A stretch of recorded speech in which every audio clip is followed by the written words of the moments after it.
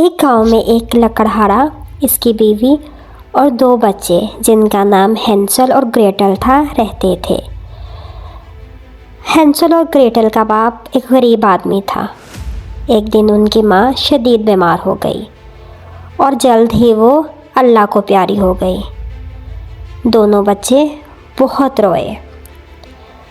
अब हैंसल और ग्रेटल का बाप उनकी देखभाल करता और जंगल में लकड़ियाँ काटने के लिए भी नहीं जा सकता था। एक दिन उसे किसी ने मशवरा दिया कि वो दूसरी शादी कर ले ताकि हैंसल और ग्रेटल की देखभाल उसकी सौतेली माँ कर सके।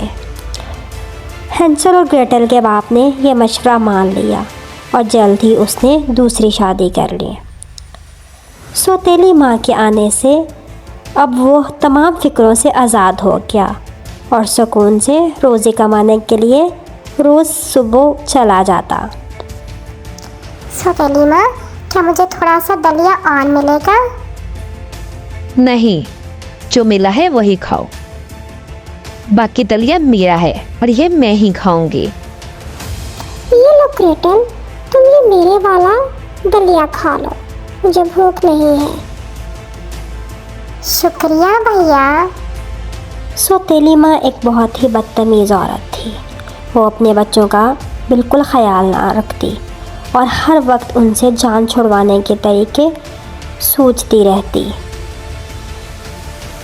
चलो आओ बच्चों, आज जंगल चलते हैं और जंगल से लकड़ियाँ इकट्ठी करके लाते हैं। चलो जल्दी से तैयार हो जाओ। हैंसल एक ज़हीन बच्चा था। वो सौतेली माँ की चाल को समझ गया। नहीं सौतेली माँ, हम नहीं जाएंगे। अरे, मैं तुम लोगों को जंगल से बेरीज काट के दूंगी। चलो चलो जल्दी चलो।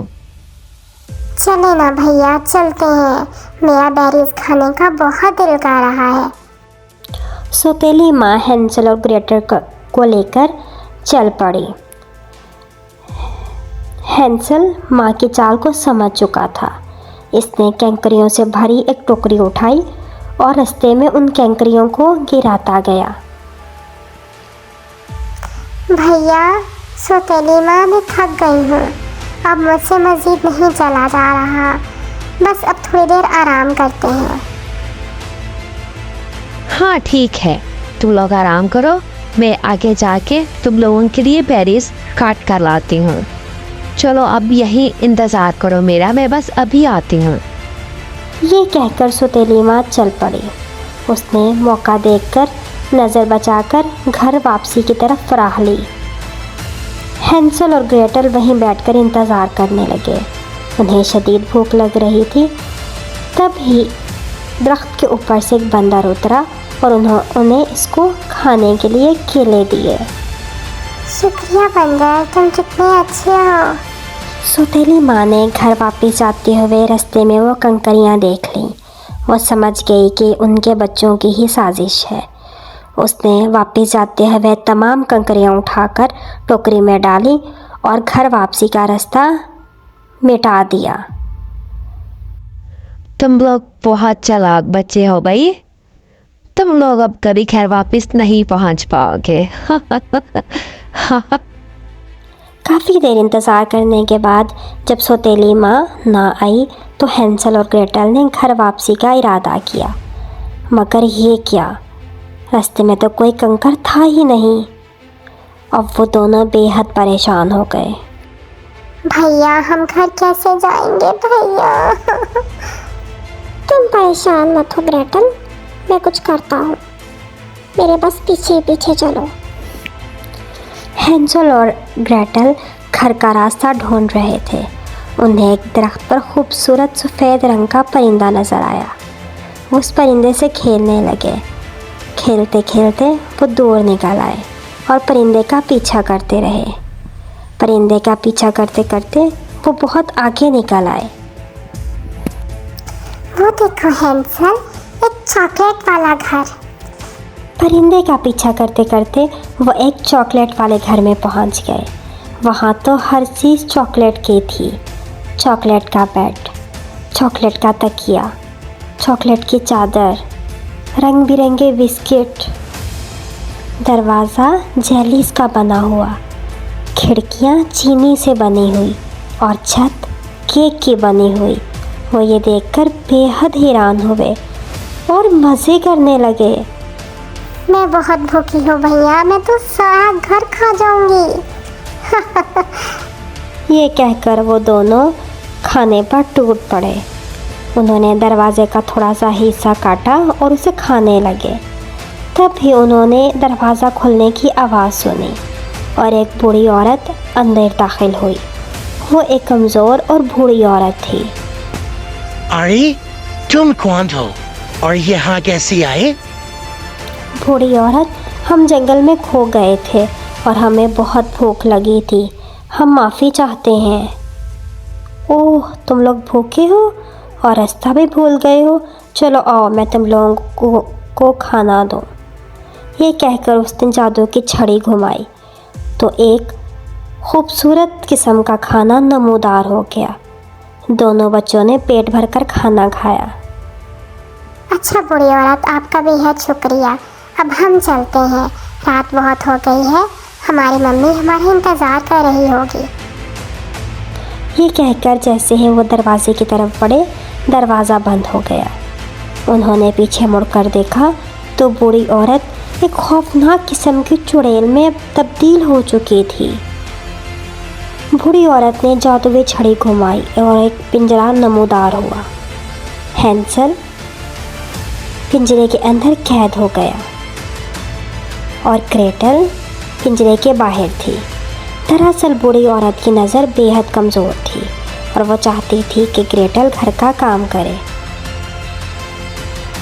वो हैंसल को पिंजरे के अंदर खाना देती और उसे खूब मोटा करने की कोशिश में थी। उधर जब सौतेली मम्मी घर पहुंची, वो हैंसल और ग्रेटल के बाप को वहां मौजूद देखकर परेशान हो गई। हैंसल और ग्रेटल के बाप ने अपने बच्चों के बारे में पूछा। उसने परेशान होकर उसके बाप को सारी हकीकत बता दी। तुम एक बहुत बुरी औरत हो, तुम माँ बनने के काबिल ही नहीं हो। तुमने मेरे बच्चों को कहाँ घुमा दिया? अभी भी देर नहीं हुई, चलो आओ उन्हें ढूंढते हैं, मैं बहुत शर्मिंदा हूँ। उधर बूढ़ी मकार औरत रोज हैंसल के हाथ चेक करती। अरे दिखाओ तो, तुम्हारे हाथ कितने मोटे हुए हैं। हैंसल ज़हीन और समझदार लड़का था। वो जान गया था कि बूढ़ी औरत की नज़र कमज़ोर है।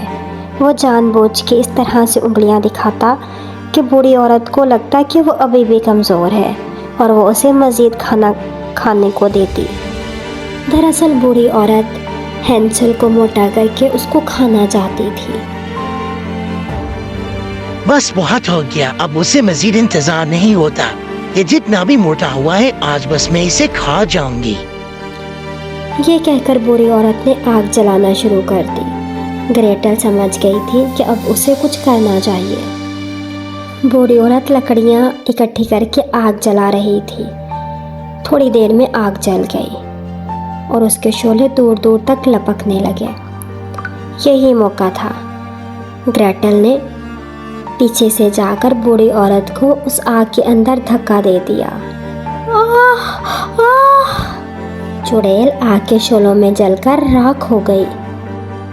ग्रेटल ने हैंसल को पिंजरे से आज़ाद कर दिया। दोनों बहन भाई गले मिले और खूब रोए। चलो आओ पूरा घर देखते हैं। उन्होंने पूरे घर की तलाशी ली। वहाँ तो बहुत सारा ख़जाना पड़ा था और घर में बहुत से बच्चे और भी कैद थे, जिन्हें बूढ़ी औरत खाने के गर्ज से यहाँ ले आई थी और उन्हें भी खिला पिलाकर मोटा कर रही थी ताकि वो उनको भी खा सके। हैंसल और ग्रेटल के हाथ उस बूढ़ी औरत की जादुई छड़ी में लग चुकी थी, जिसको घुमाकर वो जो चीज़ भी चाहते वो हासिल कर सकते थे। वो बेहद खुश थे। इतने में हैंसल और ग्रेटल की सौतेली माँ और बाप भी उसको ढूंढते हुए वहाँ पहुँच गए। उन्होंने भागते हुए बच्चों को गले लगाया। मुझे माफ़ कर दो बच्चों, मुझसे गलती हो गई, मुझे माफ़ कर दो। सौतेली माँ ने बच्चों से माफ़ी मांगी। हैंसल और ग्रेटल ने उन्हें माफ़ कर दिया और बहुत सारा खजाना लेकर घर को